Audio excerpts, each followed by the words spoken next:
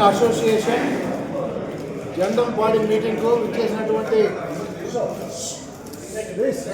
Association అధ్యక్షుడు కంజా శ్రీనివాసరావు గారికి, Manapalli association president Reddipeta sir గారికి మరియు వారి స్టాఫ్, పొంగునూరు పొలంనేని చూసేసిన మరియు అలాగే వాయిల్పని చూసేసిన మాజీ సైనికులకు, ఇక్కడ మానపల్లి డివిజన్లో ఉన్నటువంటి మా మాజీ సైనిక కుటుంబాలకు మరియు మాజీ సైనికులందరికీ పేరు పేరు నమస్కారాలు. ముఖ్యంగా ఈరోజు మదనపల్లి సైనిక్ భవన్ గురించి ఒక పాయింట్ చెప్పదలుచుకున్నా. ఏమంటే మదనపల్లి ఎక్సైజ్మెన్ అసోసియేషన్కు 50 సంవత్సరాల చరిత్ర ఉంది. 1976లో స్థాపితమైంది. 1981లో మదనపల్లి ఎక్సైజ్మెన్ అసోసియేషన్ కోసము ఒక సైనిక్ భవన్ కోసము జాగా కోసము రిక్వెస్ట్ ఇవ్వడం జరిగింది. అయితే అప్పుడు రెవెన్యూ అధికారులు 1982లో 6 సెంట్లు జాగా గవర్నమెంట్ రేట్ ప్రకారం సెంటు 48 రూపాయల లెక్కన 6 సెంట్లు మొత్తం 288 రూపాయలకు చెక్కు రూపంలో అసోసియేషన్ పేమెంట్ చేసింది. దాని ప్రతిఫలంగా ప్రభుత్వం వారు ఆర్టీసీ బస్టాండ్కి ఎదురుగా ఉన్నటువంటి 6 సెంట్ల జాగాను ఇవ్వడం జరిగింది. 82 తర్వాత అప్పుడున్న ఆర్థిక ఇబ్బందుల వల్ల అసోసియేషన్లో చాలా పెన్షన్లతో మేము అక్కడ బిల్డింగ్లు కట్టుకోలేకుంటే ఏదో టూకేగా ఒక హాల్ ఏర్పాటు చేసుకున్నాం, జరుపుకుంటూ ఉన్నాం. ఆ పరిస్థితిలో ఇతరుల దగ్గర కొంత డబ్బు తీసుకొని చిన్న రూములు వేసుకున్నాం. అయితే 1993లో ఏం జరిగిందంటే అప్పుడు సబ్ కలెక్టర్ గారు, రెవెన్యూ మండల తహసీల్దార్ గారు వీరు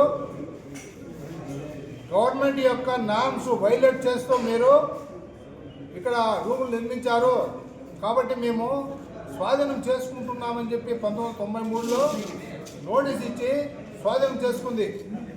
అప్పటి నుంచి ఆ సైనిక్ భవన్లో మమ్మల్ని పోనీయకుండా బ్యాన్ చేయడం జరిగింది. అయితే అప్పుడు అసోసియేషన్ ప్రెసిడెంట్, జనరల్ సెక్రటరీ వారు ఇది చాలా అన్యాయం అని చెప్పి మేము సబ్ కలెక్టర్ గారిని, జాయింట్ కలెక్టర్ గారిని అందరినీ రిక్వెస్ట్ చేసుకుంటే లేదు, ఎట్టి పరిస్థితుల్లో మేము ఇవ్వము అని చెప్పారు.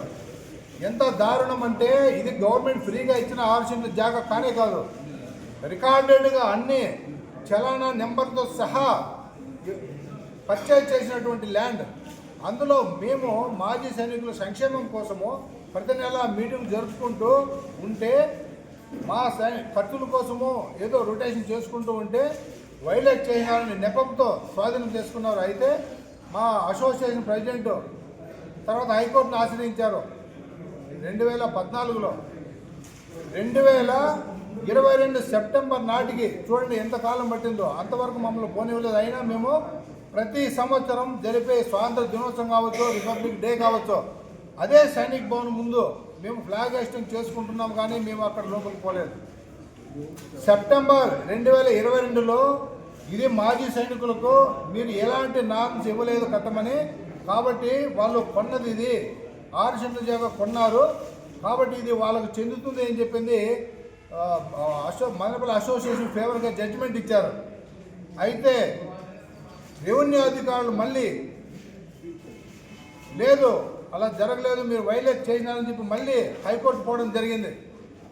ఎంత దారుణమో చూడండి. ఇక్కడ 40-50 కోట్ల ఆస్తులను ఎవరో బినామీల పేరుతోనో బోగస్ పట్టాలతో తీసుకుపోతుంటే మేము స్పందించి చెప్తే కూడా యాక్షన్ తీసుకోలేదు. కానీ మాజీ సైనికులు కొన్నటువంటి 6 సెంట్ల జాగాను ఆ చిన్న రూములను హ్యాండ్ ఓవర్ చేసుకున్నారు. ఈవెన్ అక్కడ వచ్చే వాళ్ళ బాడీలు కూడా వాళ్ళు గాలికి వదిలేశారు. ఇంత దారుణం. అయితే విధులైన పరిస్థితిలో సైనికుడు ఎప్పుడు కూడా తన భూమిని వదులుకోలేడు, అది సైనికుడు ఉన్నటువంటి ధర్మం. కాబట్టి మా అసోసియేషన్ అధ్యక్షులు తన సొంత ఖర్చులతో ఆ కేసును కూడా పోరాడుతూ చివరికి హైకోర్టులో మాకు అడ్వర్స్గా వచ్చినా కూడా మళ్ళీ సుప్రీంకోర్టును ఆశ్రయించడం జరిగింది. సుప్రీంకోర్టులో ఇప్పుడు ప్రస్తుతం పెండింగ్లో ఉంది. మళ్ళీ అయితే సుప్రీంకోర్టులో మనకందరికీ తెలుసు చాలా డబ్బుతో కూడుకున్నది. మేము అంత డబ్బు ఖర్చు పెట్టలేక సతమతం అవుతూ ఉంటే మళ్ళీ అక్కడ కూడా గవర్నమెంట్ వెళ్ళి స్టే తీసుకోవడం జరిగింది. ప్రభుత్వం ఎందుకింత మాజీ సైనికుల పైన చిన్న చూపు ద్వేషము అని అడుగుతున్నాం. మేము కొన్నది ఇప్పుడు ఈరోజు సైనిక్ భవన్ ఆర్టీసీ బస్టాండ్ ఎదురుగా సైనిక్ భవన్ ఉంటే ప్రతి సంవత్సరం లేదా నిత్యం ఏదో ఒక సమస్యతో ఇక్కడ చాలామంది 100 మంది 500 మంది 600 మంది ఉన్నారు. నిత్యం ఏదో ఒక సమస్య ఉంటుంది. అక్కడ మాకు ఆఫీస్ ఉంటే మా సమస్యను పరిష్కరించుకుంటాం. సుదూర ప్రాంతాల నుంచి వచ్చే మాజీ సైనికులు కావచ్చు, కుటుంబ సభ్యులు కావచ్చు, ఇక్కడ వచ్చి ఆశ్రయం పొందొచ్చు. అలాంటిది మాకు లేకుండా చేసి గవర్నమెంట్ మా పైన కక్ష సాధన చేస్తూ ఉంది, గత ప్రభుత్వం కానీ ఇది కానీ ఇప్పుడు ఈ ప్రభుత్వాన్ని మేము కోరేది, మీరు మాజీ సైనికులకు ప్రత్యేక కార్పొరేట్ ఫండ్ ఏర్పాటు చేశారు, చాలా సంతోషం. అలాగే అదే కాదు, ఈ గవర్నమెంట్ రీఎంప్లాయిడ్ ఎక్స్ సర్వీస్కో 2012లో రీఎంప్లాయిడ్ ఏ స్టేట్ గవర్నమెంట్ ఏ జాబ్లో చేరినా కూడా మిలిటరీ సర్వీస్ యాడ్ చేస్తూ ఇక్కడ పే ఫిక్సేషన్కు బెనిఫిట్ ఇచ్చింది. అదే బెనిఫిట్ను మాజీ సైనికులకు మళ్ళీ కొనసాగించండి అని చెప్పి ఈ గవర్నమెంట్, ఈ తెలుగుదేశం గవర్నమెంట్ వచ్చిన తర్వాత కూడా ఇచ్చింది. దాన్ని మేము అభినందిస్తున్నాం.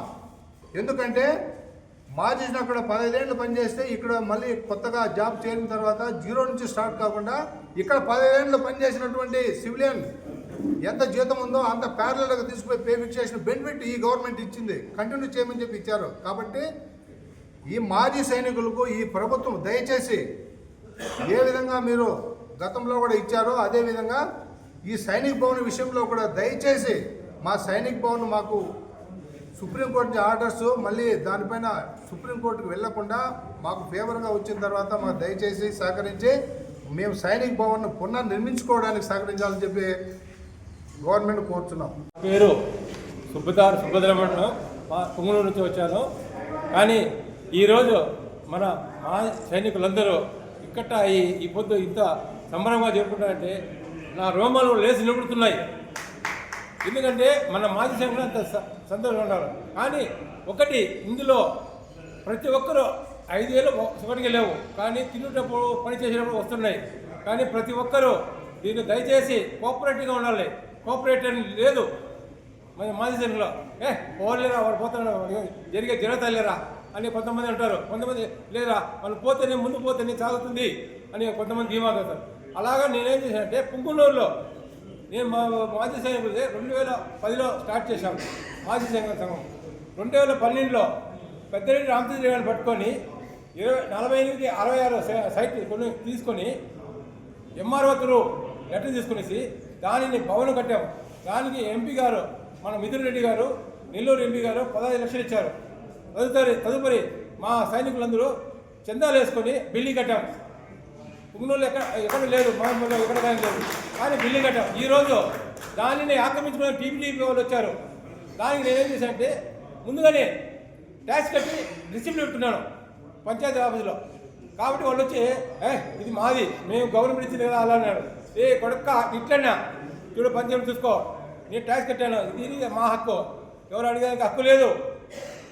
కాబట్టి ఇది మా మాజీ సైనికుల భవనము, ఎవరైనా మాట్లాడితే మర్యాద ఉండని చెప్పేసి అలాగా పుంగనూరులో ఈరోజు మేము ఒక పెద్ద బిల్డింగ్ కట్టుకొని ఉన్నాం.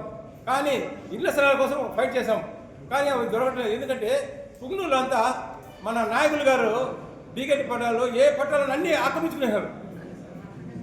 ఇదే వచ్చింది మన ప్రభుత్వం అంతా. దానివల్ల ఏం చేశారంటే ప్రతి ఒక్కరికి మనకు ఇళ్ల స్థలాలకు కొంచెం మళ్ళీ కేటాయించాలని మనం ప్రతిసారి ఎంఆర్ఓ కన్సల్ట్ చేస్తే అయ్యా ఏం లేవు కొనుక్కోండి అది ఇది అంటారు. కానీ చెప్తారు, చట్టం ఇస్తారు, కానీ అమల్లో కావట్లేదు. ఏం చేసేది?